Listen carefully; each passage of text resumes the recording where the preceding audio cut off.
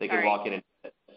Oded also runs the CTO Forum for Southern California and has been a co-founder of multiple companies prior to that. He also happens to be an ex-Israeli fighter pilot.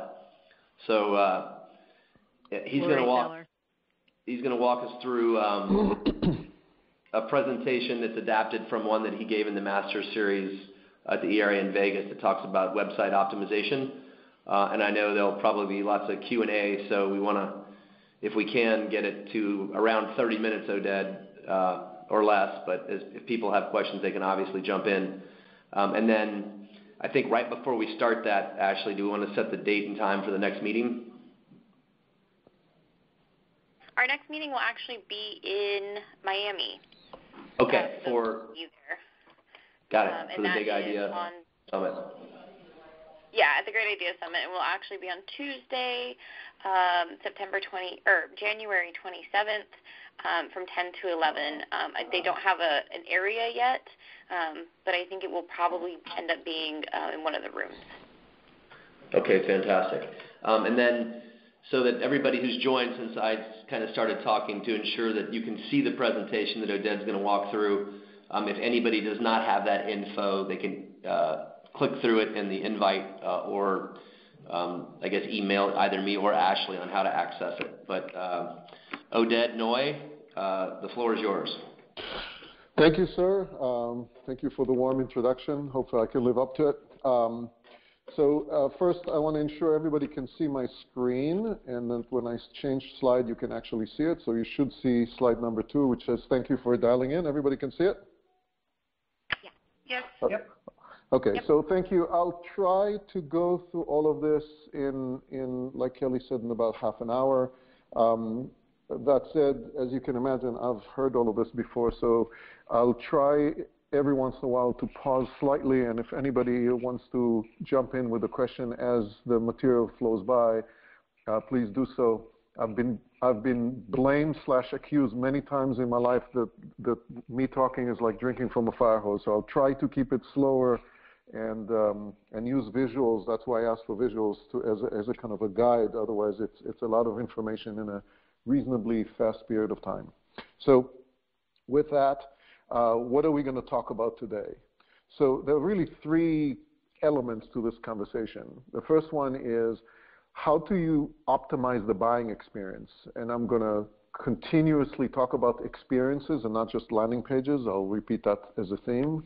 The second one is some of the best practices for testing on the web, which are not completely well understood, and there's a couple of layers here that we can talk about. And fundamentally, the whole idea of the exercise, quote unquote, is how do you improve conversion rates, average order values, and lifetime values. And one of the things we're going to be talking about during this presentation is sometimes it's all about increasing average order value and not necessarily conversion rates. And I'm going to give examples of things like that, because you really, ultimately, you don't care. Increasing conversion rate for 20% or average order value for 20%, net gives you fundamentally the same thing. And when you test for different flows, there's different strategies you can apply, which are generally not well understood. So again, a lot of it is about nuggets. So this is really the goal of web optimization, right? Increasing the yield of your web property, the web experience. Kelly mentioned a few things, so a little bit about me. So I flew one of those for quite some time. It's a single-seater. It was a lot of fun. I started my computer career doing something literally like that. So I've been around for a while. Co-founder of TrueCar. And the reason why this is relevant in this case is we sell cars online. To give you a scale, I think we're doing slightly over 50,000 cars a month now online, so it's true scale. So as an example, on the homepage, 90% of the time there's a car. Which car do you show? And it started us actually talking about how do you create optimization around that. And what we discovered is that in rural Ohio, many times F-150 works well. In Southern California, it's typically the BMW, and most of the other country, aspirational Mustang is a good idea, especially for a more female audience. And how do you know how to produce to whom, and all of that started me on this whole world about 12 years ago of really programmatic optimization and predictive yielding, which is what led to Target Close. So that's a little credibility of how long I've been doing this. So a little bit about Target Close, because that will give you a context. So we're a conversion optimization platform that's really designed from the ground up for the DR industry. Our goal, simply stated, is to improve the conversion rate for advertiser clients. And typically, within the first month, we do just shy of 20%. And a lot of what you're going to hear in this presentation, which is clearly not a Target Close-centric presentation, this is a best practice presentation, is there's no magic here. You do it because you test. If you test, you improve. There's no magic here. Typically for Target Close, in order to improve that kind of statistic, you need enough traffic flowing by. So we usually work with advertisers that spend anywhere between $2 and $5 million a year and up on measured media. And that's another important factor. Our goal is to constantly make changes. So on our platform, people deploy 3 or 4 times a week to production because basically it's a simple math. The more you test, the more you're going to improve conversions. And we have some named client in this industry, the who's and who's, including the top players in the ERA as a client list. So that's kind of credibility for the speaker pretty much. And now let's get into the meat. So here's what's going to be the flow. We're going to talk about why we're here today. In other words, why now? What has changed recently that makes this different? Then we're going to talk about the web experience. Typically when people talk about web optimization, they talk about landing page optimization, and it's clearly not that, especially for DR. And then we're going to talk about specific DR things like how do you change kits and bundles and what do you do on payment pages. We're going to cover mobile, which is everything is exactly the same except everything is different. And we're going to talk about alternate flows that allow us in the DR world to increase our average order values and not just focus on conversion rate. And we're going to talk about test plans and then what I believe any good best practice web optimization must-haves are. So take a breath here for a minute. Makes sense so far? Anybody has comments? Okay, so I'll keep going. So why are we here today? So when the DR industry started, the phone looked like that, the TV looked like that, and the computer looked like that. And today, fundamentally, when we look at the statistics, and I'm some degree talking about motherhood and apple pie, but I'll try to be very concrete and specific. In many of our advertisers that have material digital spend that is supplementing a TV spend, both long form and short form, many of the people who use a phone, at least half of them will not call, but instead get on their browser. So the computer, the phone now is as much a search device than it is a calling device. So, and of course we have things like that, which changes everybody. And the TV looks like this.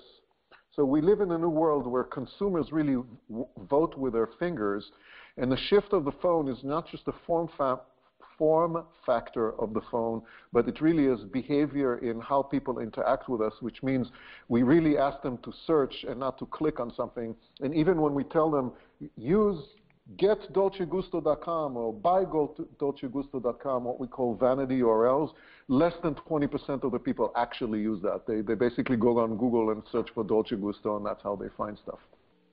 And of course, many people use all of these various forms of finding us, and if you don't know any of this, then yeah. So we know all of this. So more orders on the web means that we need more optimization on the web.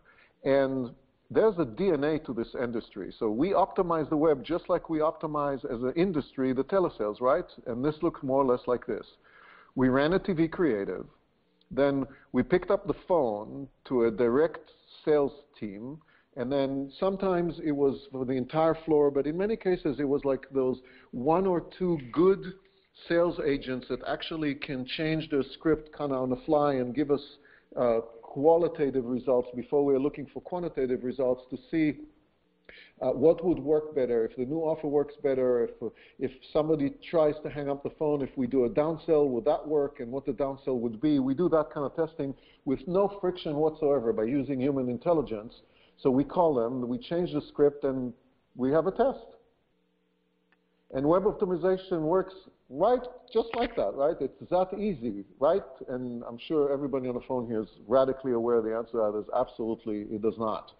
Most DR clients that we talk to have a website that's 2 or 3 years old and it's working just fine, especially the cart portion of the site, maybe landing page changes, but that's about it.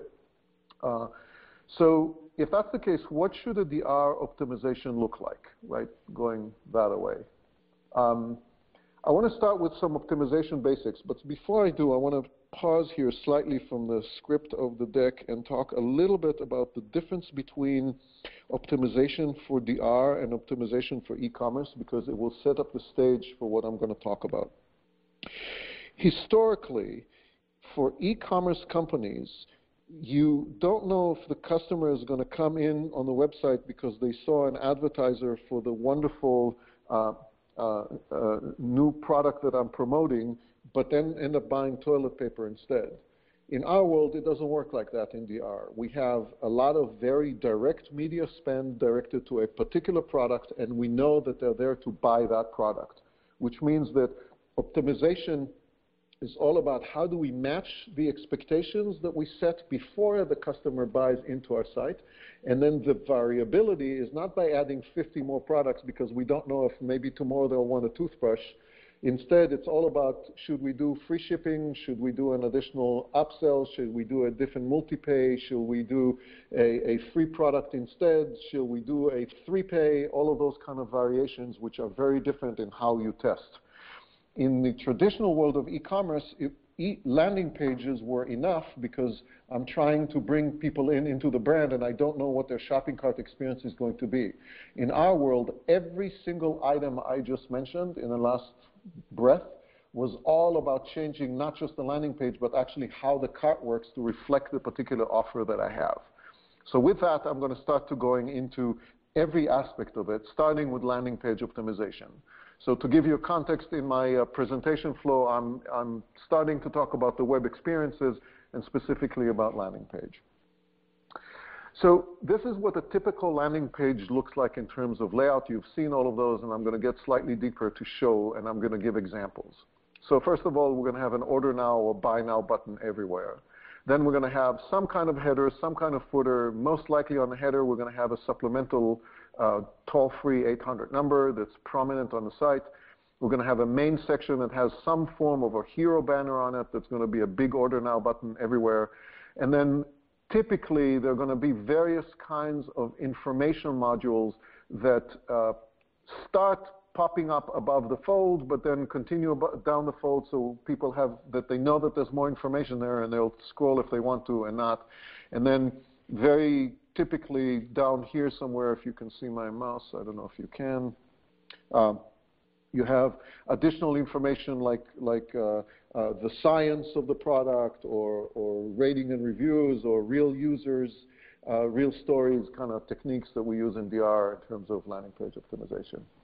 As we get deeper into it, we now have, here's an example of what that looks like.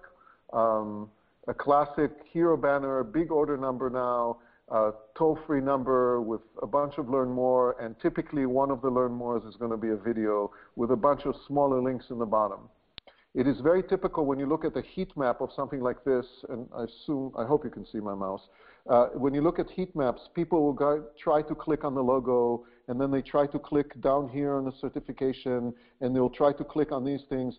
Most of the time what we do is all of this area is one big order now button. So if you click here, you basically got as if you click on an order now. Those are kind of basic things you can try to see if people click only here or click here. These are basic test techniques.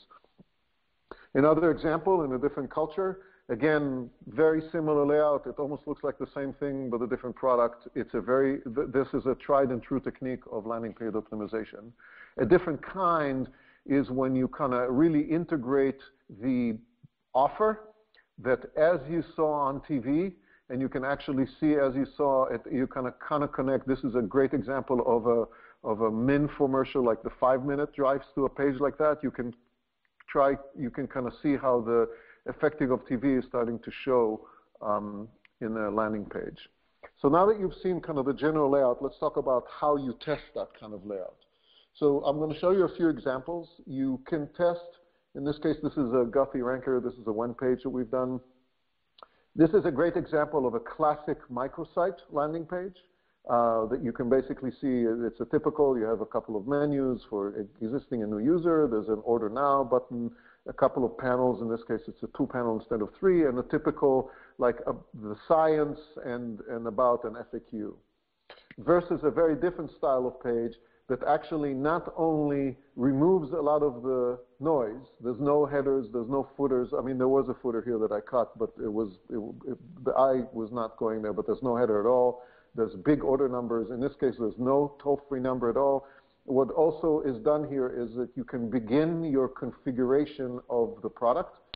So in here, you can actually select which flavor that you want and go, and that will automatically select that flavor in the next page as you start selecting the product, which removes one more click for the user as they get downstream because they already kind of got the flavor that they want.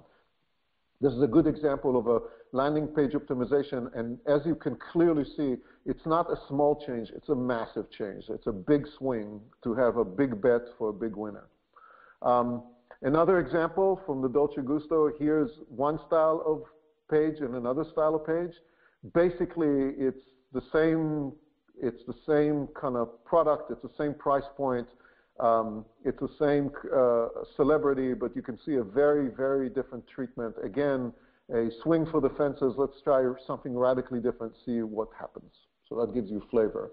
And additional things we do on landing pages at the beginning of the flow is doing things like, well, let's change a celebrity, like Brooke Burke or Miss America. Or you can start doing, again, small swings or big swings, but go for changing the entire hero banner or changing the information modules, like showing videos, not showing videos, switching video location, and each one of those things is showing, trying to see less science and more real stories, real people, or all science focused or more celebrity focused, et cetera, et cetera. All of these are viable. Oops, don't know what happened here. Another example is actually changing the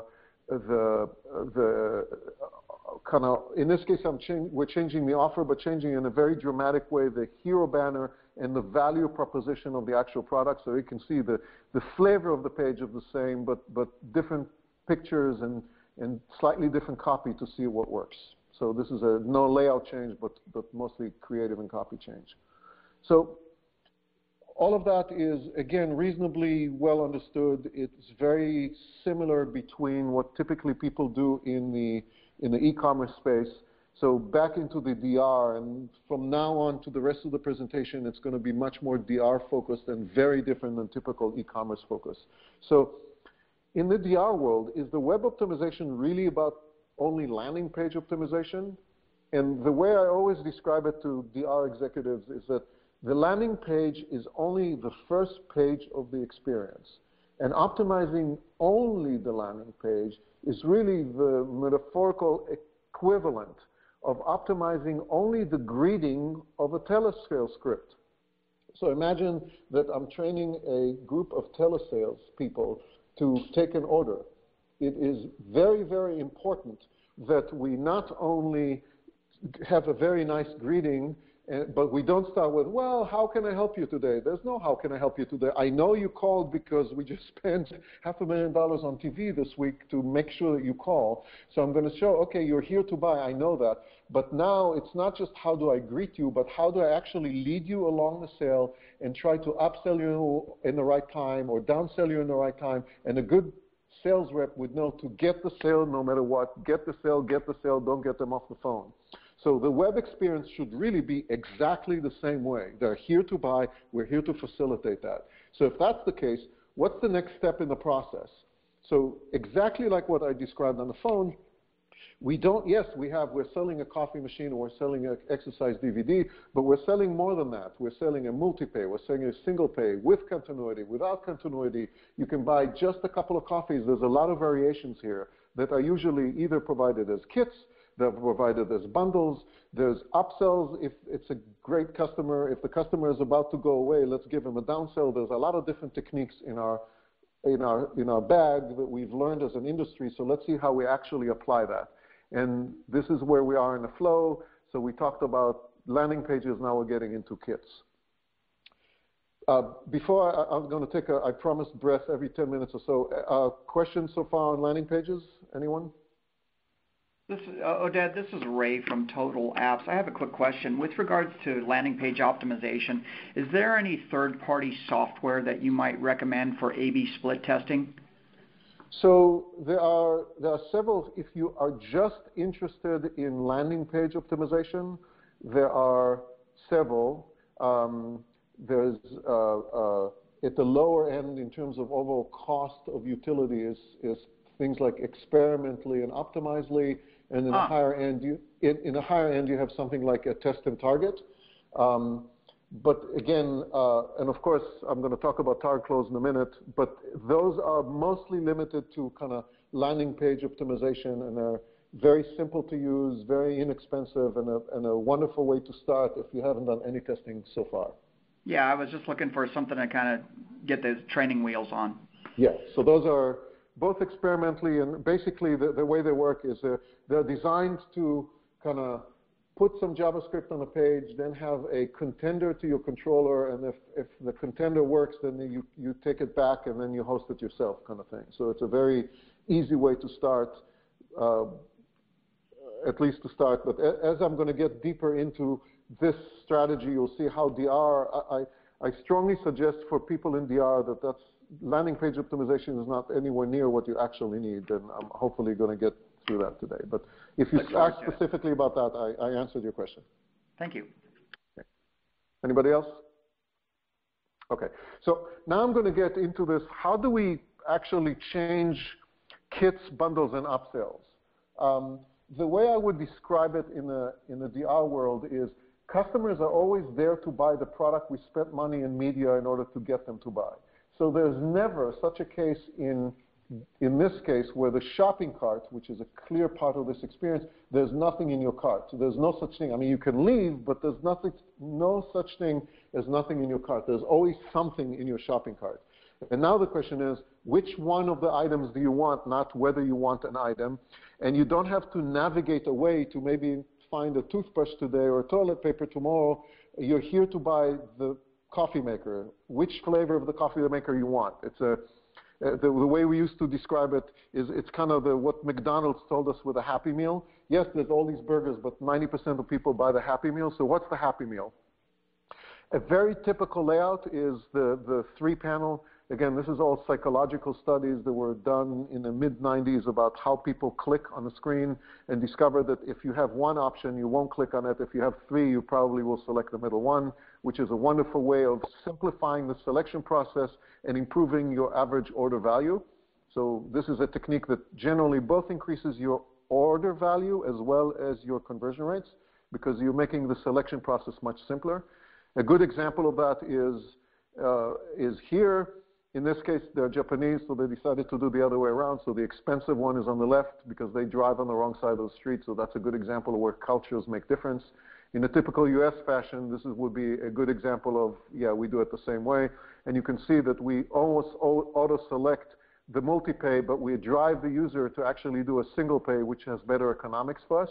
And then if we want single pay with no payments at all, then no continuity, then we do that. So here's another example of how that select a system works in a way that you always have something in your cart. There's no, I want to add multi-pay, so I need to remove single pay and then add multi-pay. I make it completely transparent to the user and very easy to do. So the testing you can do in this is change the bundles. I'm going to do the very expensive bundle, and I'm going to do a semi-expensive bundle. I'm going to do bundles that are similar. Usually things like color selection will be done internally. So all of these may be 3 different colors and will be blended in. I'm talking about this is with, say if this is a mattress, this is a base mattress, this would be with the pillows, this would be with the pillows and a 2-year warranty as an example. And then you can also compress the description of the product, make it much smaller, so on a smaller screen, people see testimonials and they can have a big screen to scroll on. That tends to work. Or I can change it into even a simpler selection set where I have less things to choose from. When down right, this is really important. Now, this stuff, you have to kind of be integrated into the cart already. You can't, this is not just landing page optimization, Ria commented earlier, but the results can be staggering. So when we compare, in the case of Dolce Gusto, this is Nestle here, to a typical Magento flow, very typical like how a shopping cart would get built, instead of this very easy selection of which kit do you want, which set of 3 of the coffees do you want. The response rate is, we overall improved in this case the conversion rate by 76% on the desktop and the average order value by 81% because we forced, quote unquote, people to do the selection. So the numbers are staggering when you do it right. Now, okay, so we get them to select one of the products. By the way, in some cases, when it's a really expensive product, one of the options is a downsell, not only upsells, in order to save a sale. We've tried that too. That works. For expensive products, I'm talking about $150 and up, $125 and up. So again, this is domain experience here. Understanding your product, understanding your audience is really important. Now, the next step in the flow is the payment page, right? So now I'm actually need to put in all the information, and that will be a very cluttered page typically. Let me go deeper into it. So it will typically have a couple of areas. It will have what's product in your cart, and this is in a DR cart. Again, there's no remove your product at this point. This is what's in your cart. I just want you to fill your information here. But we sometimes use, this is going to be a very small area for an inexpensive product and a much bigger area for a more expensive product because we want to keep them emotionally engaged in the product. But there's no, it doesn't look anywhere near, I'm going to show you examples, like a typical shopping cart, like a Magento shopping cart, doesn't look anywhere near like that. This is where all of the typical customer information area, then the payment selection information, and then sometimes here on the bottom and sometimes on the right, if you can see that, is where we do additional upsells, like additional warranty, which is like one click and it just adds it to the cart. And again, no typical cart, so you can actually see what's in there. It works very differently. Now, it's really important to understand that the payment page optimization in many cases for DR can be more impactful than testing landing pages because this is your closer. Again, if I go back to the DNA of this industry, it always was about the phone and how do you close the sale, close your sale, close the sale, and the best telesales people that you have are not the people that know how to have a very wonderful greeting and making people feel great about picking up the phone, but people who can close. The people who are good at greeting are good at customer support, not at sales. This is, we're doing sales here, so look, the payment page is really important and typically, technically has been the hardest thing to update, and therefore people have underutilized this testing capability. But again, I want you to rethink that process. So let's talk about what kind of testing we can do on a payment page. One example here is, okay, this is a typical side-by-side layout to compress the page. And here is a beginning of an upsell. In this case, the actual cost of second-day shipping is like $7, so they're starting to make money on the upsell. So they actually, to some degree, like to do that, and they see it as a little bit of a found money to increase the average order value in terms of sales. So that's one strategy. A different strategy is when you, this is a good one, when you land on the page, it immediately blinks on your email address. And then, as you can see here, there's 3 different upsells that are pre-checked for you. Now, there's another thing that's implied in this particular one that I want to note that's not obvious. Once you've entered into this payment page, you notice that it's very compressed in terms of its signature. If you now click away from this page, say with the back button to go back to look at more testimonials because you're not ready to buy, this now would now be the right rail on every page from now on the site of every page you go to. So the site is designed to be compressed a little bit. And once you get into the payment form, no matter where you get to, the FAQ pages, the more information pages, the product pages, that element is pre-filled with as much as you've pre-filled to that point, so you're ready to check out, for some products, what I just described can make a 25–30% improvement in conversion rate. Another example is an example where we create this is especially good for continuity programs where we're concerned that people are going to not go through, so we break the form into two. Again, you notice that this is a right-hand rail strategy. That once you fill in the information, now you're in, if you're one of those 90+% of people who did not continue, at least we can start email you back and gain you back in a reasonably inexpensive way through the ECRM program without chasing you all over the web with cookies, and that which gets more expensive. And I want to repeat this. The conversion rate on a payment page can be significant in terms of improvement. Here's an example of something that we did during TV spend, and you can see that we had a control, we had a contender, and then this is about a month, and during that month there was about $500,000 a week on TV spend, and this delta in top line revenue was about $2 million because we can do significant tests on the payment page itself, because it wasn't a cheap product.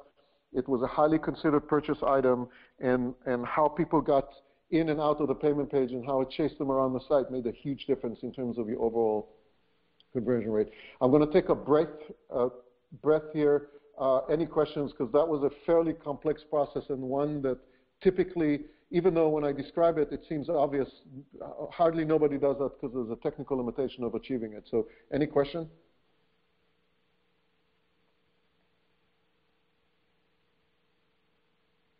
Okay, I will continue. So let's talk about the smartphone. So we're here now, and from now on it's going to go quicker, so I have about 10 minutes left. Everything we just talked about applies to the smartphone, except all the details are different. And this is not about doing responsive design, because, for example, remember we talked about the select a system, the idea of selecting a kit. It is very hard to do on the phone. So on the phone, in many cases, I'm going to describe it earlier, you make the process of selection much simpler, and you do the upsells in some different way, because it's not about squishing the screen, it's about creating something that the eye can benefit from. Other examples for landing page optimization on the phone, here's a great example of what we call a floating header, where the brand and the Rush My Trial, when you scroll, people scroll on the phone. That's one thing you notice that's very different phone to web. People scroll a lot. Everywhere you scroll this periodically, no matter how, every time you scroll, anywhere on the screen, you'll see a Rush My Trial, and the Rush My Trial header with the logo will float with you. That's a great example. Another example that people do wrong, quote unquote, on the phone is, yes, you break your pages and you say, look, I have expandable areas. The problem is that designers typically do these expandable areas, but they have big graphic assets, and all the assets are downloading with the first page. So we've seen many landing pages on the phone that look okay, but more than 2 or 3 meg in size, and that take forever on a 3G network. So landing page on the phone is not well understood in our industry, and a lot of room for improvement so far. Again, I described the payment page. As you can see, it's not about taking a big page and making it smaller. It's actually creating it much friendlier on the phone, so it's easier to see what you're doing. So in many cases, we break it on the phone to more steps. So in one glance, you can see what you're doing. This allows us, because the conversion rate on the phone for certain products can be lower, breaking into 2 steps also allows us here to create a situation where we do, if people didn't complete the order, to get them into the ECRM program. And because we now have more real estate, we made the selection easier on the front, and now we do more upsell on this page after we got their email already, so we know we can convert them better later on. So it's a great example of how mobile looks the same, but it's very different. Any questions on that phone? Ashwin, it's Ray again, and I assume you're having 2 different websites completely served up based on the type of device that's pulling up. Is that how you're doing? Yes. Okay. Yes, absolutely. It really is, think about each one of those as each offer really requires, this is, if I say it in traditional language, each offer is really a microsite. And it's not just about the landing page, about the microsite with the offer, and what upsells are part of the offer is an experience, and that experience is a microsite. The phone typically will be a different microsite, and then you split the traffic based on device type. That's exactly right. Okay, so there are other types of flows. Again, I'm now starting to accelerate. So the basic flow is starting at the landing page, have them select the system, put in the payment, and give them confirmation. And the entire optimization activity is to reduce the bounce rate and exit rates out of any of those screens and move them down the funnel, not sideways. In other words, yes, we have an FAQ page, please don't click on it kind of strategy. Now, when we, for example, have a branded search customer, when we're running heavy TV rotation, they're likely here because they've already been emotionally connected to the product and they want to buy. In that case, there's really possibly no reason to have an extra landing page. We can land them straight to a slightly modified select a system page into the payment page and out. In other words, shorter the process. Or even go to another extreme where we create a strategy, what we call a single landing page, where you really can complete your entire transaction on a single page. And this is especially true when we have a big TV rotation with a deep discount offer for a limited time. This converts like crazy. So here's an example of a single landing page. It literally is one click. You fill in your information, you're done. Again, this assumes that whoever was on there was deeply emotionally connected to the product. Here's another example of a much more complicated product. So you can see it's a much longer screen. So in case they're not completely emotionally connected, there's more information on the screen here. But this whole area here, there's more. This is a fairly long screen if they scroll down. This area of buying scrolls down with them. And there's actually, if you see here, this is a fairly complex product where you can choose a big one and a small one, and there's color selection, and there's upsells, and there's downsells. All of that is kind of built into a very simple screen.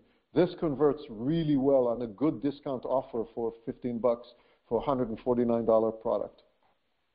Okay, so all of that allows you to increase your average order value and lifetime value by doing upsells and cross-sells. So if we look at that basic flow, and this is, by the way, I have a blog in the ERA blog. Hey, Oded, yeah. Sorry to interrupt. Go like maybe 5 more minutes. I don't know how much longer this stuff is, but you want to highlight maybe some mobile or whatever else it is. But go about 5 more minutes because I'm sure people are going to have Q&A. Yeah, no, I'm about 3 minutes out, so I'm tracking. Thank you.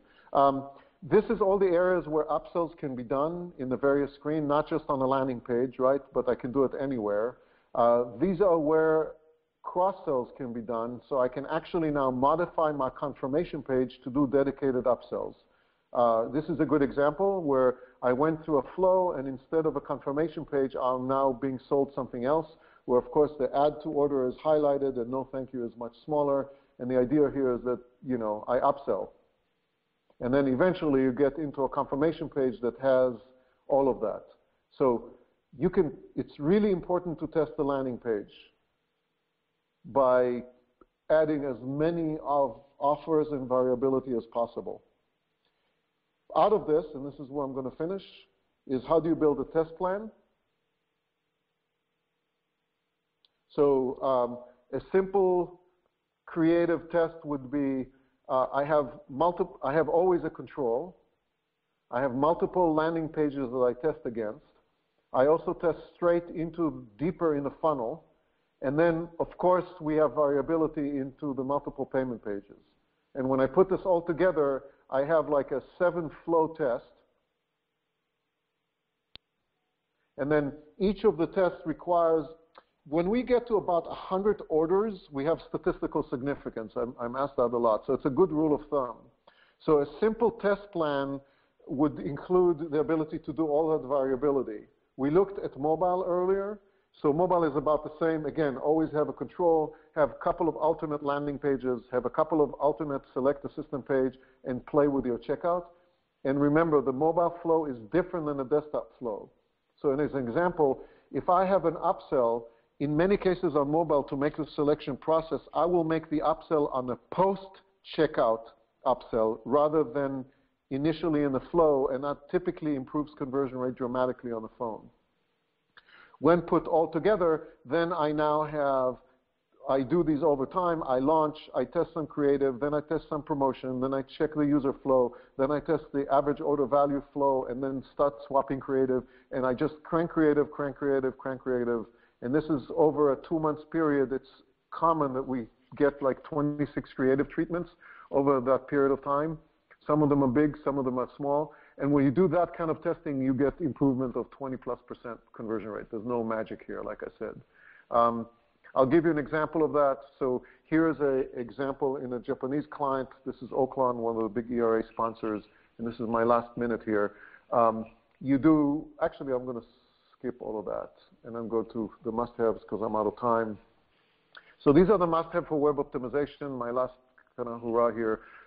One is have a control for every test. Second, not all campaigns are created equal. In other words, people who just saw a banner ad for prospecting on Facebook and they have no idea what the product is are a very different customer than a great offer while heavy TV rotation for a branded search customer. They're not the same. So you need to be able to not only split the traffic by device, but split the traffic based on the campaign once you have statistics. The last thing is you run targeted offers.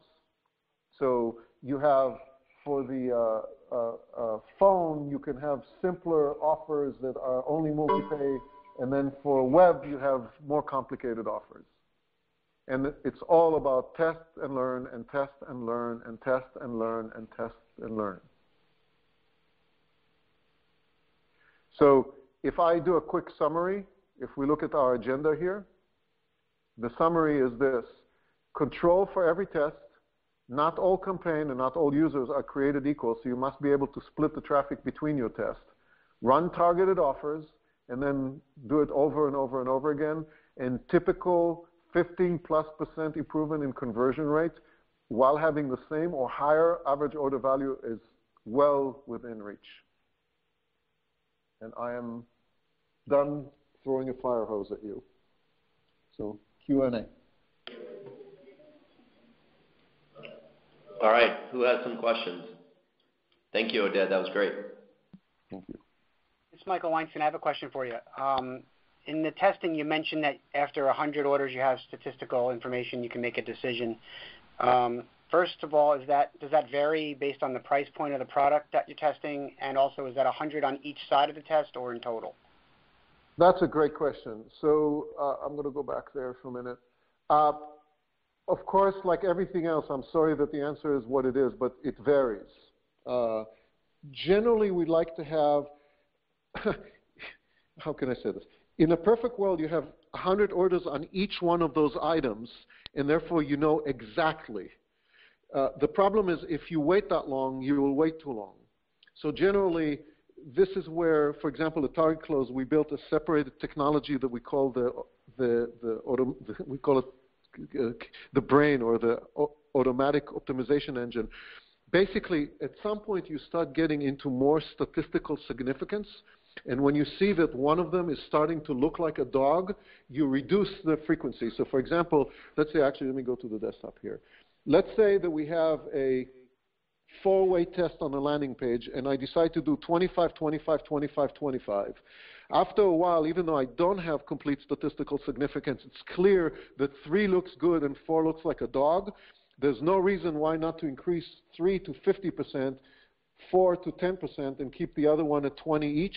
So there's always, you don't have to wait for complete statistical significance to start making conclusions, but typically, if you have less than 30 orders come in on any one of those tests, you probably don't have enough. You want 100, but if you have 30, you don't have conclusion. And I think I answered you thoroughly at this point. Yeah, the other part of that question was, again, price points, which you did say vary, but... Yeah, so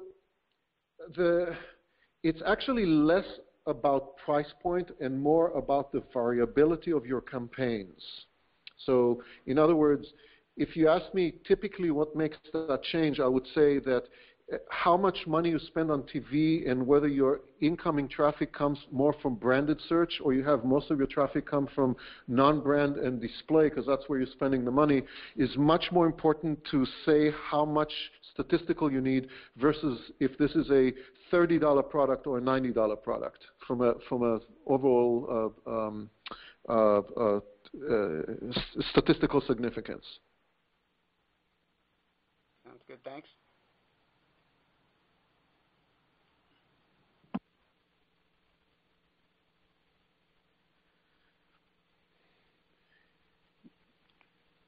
Anyone else?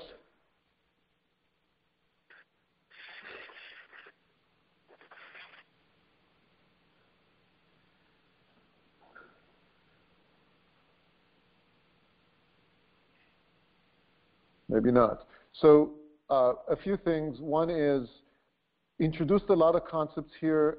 Some of those, Vi from the ERA asked me to kind of put together a blog against this. So 2 have been published already. The third coming out, I think, in the next couple of days, and there's 2 more in that series. So there's going to be a 5 in that series. And then I think ERA is going to do an ebook out of it because this is a lot of condensed information and the concepts can get complex. So please, if you see the blog, there's more detail in there that you can actually use over time. If I have one kind of parting word to all of this is test, test, and test. It does work.